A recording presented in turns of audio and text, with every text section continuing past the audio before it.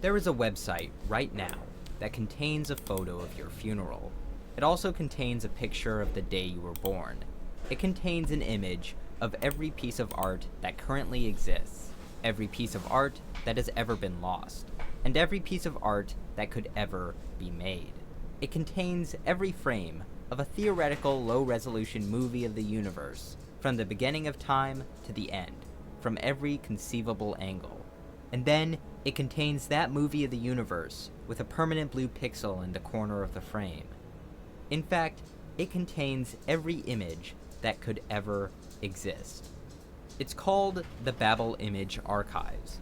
On this website is an algorithm that creates randomized fields of pixels in a 640 by 416 pixel canvas using 4,096 different colors. The archive contains 4,096 to the 266,240 unique images. You can upload any image you have on your computer and get a slightly posterized version of it in return, with a string of numbers that corresponds to its location in the archive.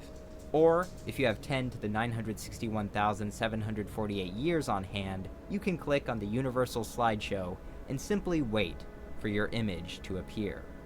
This webpage is actually a different section in another more famous website called the Library of Babel, which is based on the short story by Jorge Luis Borges, an Argentine writer who often grappled with the idea of infinity.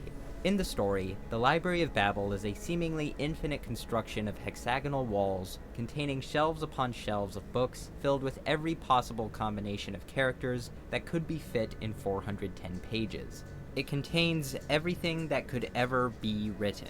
Works of Shakespeare, the complete history of the world, the cures to diseases we don't even know exist yet, a description of your death as it will occur, as well as many, many false descriptions of your death.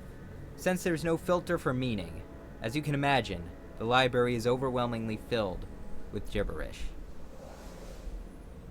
There is another, less mystical version of this concept out there that you have probably heard of before, the infinite monkey theorem.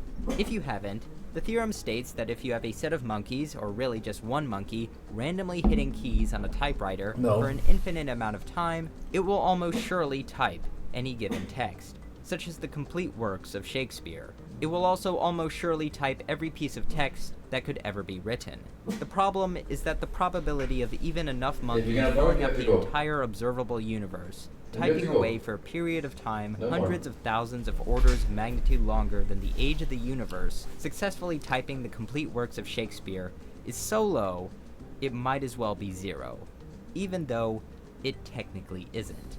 Despite this, some have attempted this experiment with many fundamental constraints. Someone named Jesse Anderson got a bunch of virtual monkeys, or as we usually call them, computer programs, to spit out sequences of text 9 characters long and match them to all the works of Shakespeare, which they eventually completed. Real monkeys pose a different challenge, as I imagine that the simple shape of the keyboard would cause uneven distributions of which keys are hit.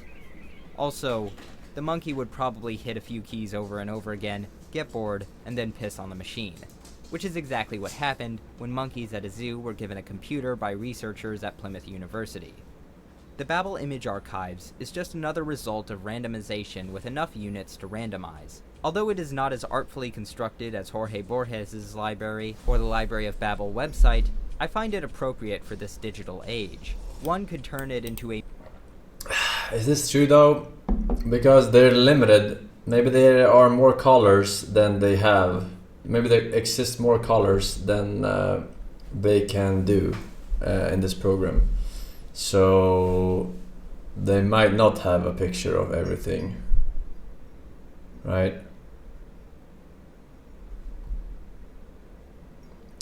They're limited to, what did he say? Some amount of colors. 4,000 colors or some shit. It might be more colors. I don't know, I'm not a color expert, but you know, it's like wavelengths and like a lot of shit we can't see, yada yada yada yada. Yeah, I think it might not have a picture of everything because we cannot see. I guess it has a picture of everything from our perspective, right? From our perspective, with the colors that we can see, but not a picture of everything in the correct state. You know what I'm saying? And also even then, there might be a futuristic situation where humans can suddenly see one more color that isn't in there, and then that should be in there if it actually will show everything that ever has or will exist ever. So technically, it doesn't contain everything. Yeah, maybe we get into like a super science machine that gives us one more color on the spectrum that we couldn't do before. Either way. Okay.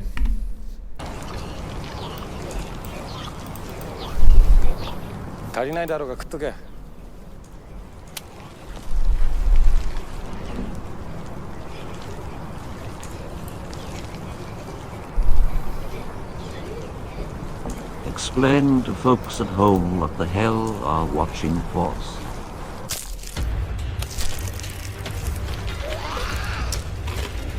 I don't know. He really likes eggs.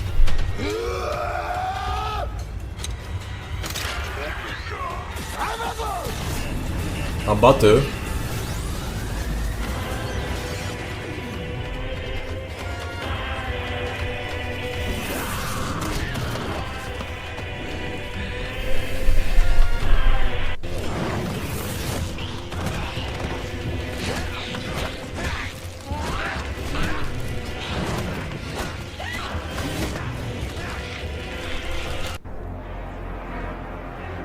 Amazon.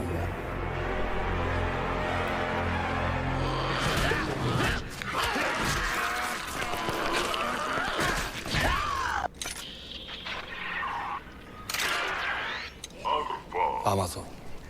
I'm about to.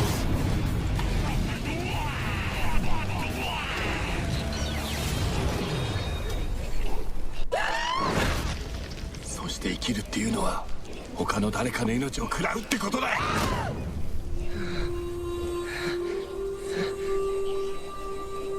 直接だろうと間接だろうとな。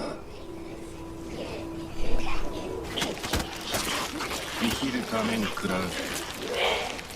そういう意味じゃ同じだ。ここにいる。 Kind of brutal for a kid show, no?